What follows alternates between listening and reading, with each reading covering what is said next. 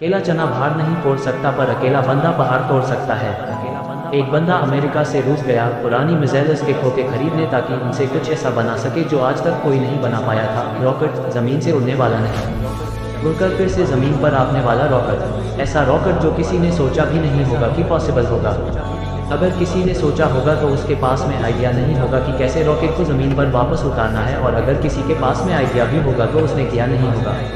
लेकिन ये बंदा जो रॉकेट की ABCD भी नहीं जानता था, जिसने किसी भी कॉलेज में कोई रॉकेट इंजीनियरिंग की डिग्री नहीं ली थी, वो बंदा ऐसा रॉकेट बनाने चला था जो उस टाइम के रॉकेट बनाने वाली बड़ी बड़ी कंपनी को भी नहीं पता होगा। ज़मीन पर वापस उतरने वाला रॉकेट लॉन्च तो कई साल से होते आए थे। कोई रॉकेट को लैंड करके दिखाए तो उसे बोलेंगे रियल दुनिया का रियल आयरन मैन। इस बंदे से रूस वालों ने ज़रूरत से ज़्यादा पैसे मांगे। यहाँ तक कि कहा जाता है कि रूस में जो इस बंदे की मीटिंग हुई थी, वहाँ की कमेटी के साथ में उस मीटिंग में उस बंदे का बहुत मजाक उड़ाया गया था। यहाँ तक कि ये भी कहा जाता है कि उसके मुंह पर थूका भी गया था और इनको कहा गया कि तेरी पास पैसे तो है नहीं और आ गया मिसाइल खरीदने। ऐसा करके दिखाया उस बंदे ने जिसको कोई रॉकेट बनाना नहीं सिखाया। इस बंदे की कंपनी को दुनिया स्पेसएक्स के नाम से जानती है और इसके रॉकेट में इतनी जान है ना कि नासा ने भी अपनी कई सैटेलाइट स्पेसएक्स के जरिए अंतरिक्ष में भेज दी है। जब इस बंदे के 3 फेल लॉन्च के बाद में चौथा लॉन्च सफल हुआ ना, तो सफल होते ही नासा वालों ने कहा कि मुझे ये तुम्हारा रॉकेट चाहिए, और सक्सेसफुल लॉन्च के बाद में डील पक्की भी हो गई, क्योंकि इसके पहले सैटेलाइट को लॉन्च करने में नासा का बहुत खर्चा होता था। लेकिन ये बंदा यहीं पर नहीं रुकने वाला था। बोला कि अब ऐसा रॉकेट बनाऊंगा जिसको बार बार यूज किया जा सके। आमतौर पर क्या होगा है कि जब किसी सैटेलाइट को स्पेस में लॉन्च करना होता है तो वह सैटेलाइट अंतरिक्ष में लेकर के जाता है, साथ साथ में उसको कैरी करने वाला रॉकेट भी उसके साथ में चला जाता है। फिर आप उसको दोबारा यूज़ नहीं कर सकते क्योंकि वो ख़त्म हो जाता है, यूज़ करने लायक वो बचता ही नहीं है। यानी कि ये बंदा ऐसा रॉकेट बनाना चाहता था जो अंतरिक्ष में जाकर के अपना काम करके सुरक्षित ज़मीन पर वापस आ करके लैंड हो जाए, ताकि उस रॉकेट में सिर्फ फ्यूल भरना पड़े और फिर वो वापस स्पेस में जाने के लिए तैयार हो जाए। जब इस बंदे ने 2011 में अनाउंस किया कि मैं लैंड करने वाला रॉकेट बनाना चाहता हूँ, तो काफ़ी लोगों ने इसकी मजाक बनाई। बड़े बड़े लोगों ने कहा कि ये फालतू का काम है, क्योंकि हवाई जहाज तो लैंड कर सकता है लेकिन रॉकेट को लैंड करवाना नामुमकिन है। लेकिन इस बंदे के दिमाग में नामुमकिन नाम की कोई चीज़ नहीं थी। इसके दिमाग में केवल चीज़ थी कि मैं लैंड करने वाला रॉकेट जरूर बनाऊंगा, सबको गलत साबित करके बताऊंगा। बंदे ने अगले 4 साल तक दिन रात एक कर दी, बहुत सारे फेल रॉकेट वेस्ट कर दिए। आखिरकार 2015 में पूरी दुनिया ने फिर से एक बार इस तरह का नज़ारा देखा जो वो आज तक सिर्फ हॉलीवुड की फिल्मों में देखते आई है। इस बंदे ने लैंड करने वाला रॉकेट बना दिया, असंभव को संभव कर दिया, और ये बंदा फिर नहीं रुका। उस अंतरिक्ष में जाने वाले सेफ्टी कैरियर रॉकेट को इसने पानी पर तैरते प्लेटफॉर्म पर बड़ी ही एक्यूरेसी के साथ में लैंड करके दिखाया।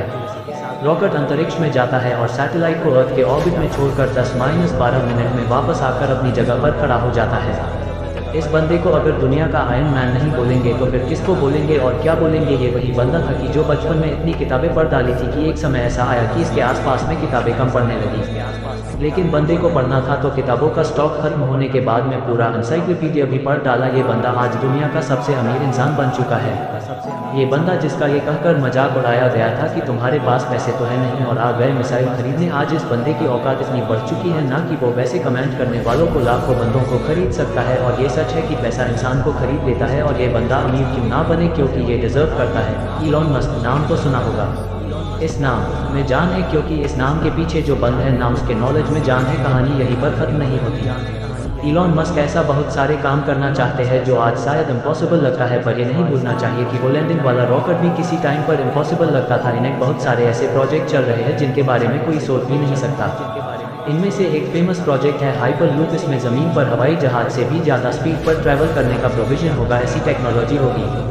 अब अपने देश की बात करते हैं जहां पर दुनिया के सबसे ज़्यादा जवान लड़के और लड़कियां हैं, इतने ज़्यादा कि कई देशों की इतनी पॉपुलेशन नहीं है। हमारे देश में भी टैलेंट की कोई कमी नहीं है। ज़रूरत है तो सोच को विजन देने की, विजन के लिए आइडिया जनरेट करने की और आइडिया को एक्शन में बदलने की। इलॉन मस्क का प्लान फ्यूचर में हम धरती के अलावा भी कोई ऐसी जगह ढूंढना चाहते हैं, ऐसी जगह पर बस्ती बनाना चाहते हैं जहां पर इंसान सुरक्षित रह सके, क्योंकि हो सकता है भविष्य में कोई एस्टेरॉयड धरती से टकरा जाए और धरती से मानवता ठीक उसी तरह से खत्म हो जाए जिस तरह से कई साल पहले डायनासोर धरती से चले गए थे। इसलिए इनके फ्यूचर के प्रोजेक्ट में एक प्रोजेक्ट ऐसा भी है कि मंगल ग्रह पर इंसानों की बस्ती बनाई जाए। इनका विजन बड़ा तगड़ा है और ऐसा विजन हमारे युग में होना बहुत जरूरी है। अगर ये बंदा कर सकता है ना, तो आप समझ सकते हैं कि इंसान का दिमाग कितना पावरफुल है, इंसान की हिम्मत कितनी पावरफुल है, इंसान की कैपेबिलिटी कितनी पावरफुल है और इंसान के लिए क्या इम्पॉसिबल है। इलॉन मस्क का मानना है कि फेल होने से नहीं डरना चाहिए, क्योंकि फेल होना भी एक ऑप्शन होता है, लेकिन काम ना करना कोई ऑप्शन नहीं होता। ये खुद मानते हैं कि एक हफ्ते में लगभग 120 घंटे काम करते हैं। अगर 7 से डिवाइड करोगे ना तो लगभग 17 घंटे आएंगे। एक दिन में निकलकर कितने बंदे तो इतना सोते होंगे। इनका कहना है कि मैं वो काम नहीं करता जो जरूरी है, मैं वो काम करना हूँ कि जो मुझे लगता ही कि करना चाहिए। मैं आज के इस वीडियो में अलविदा लेता हूँ, मिलते हैं अगली वीडियो में, तब तक देखते रहे डीप मोटिवेशन 0.2।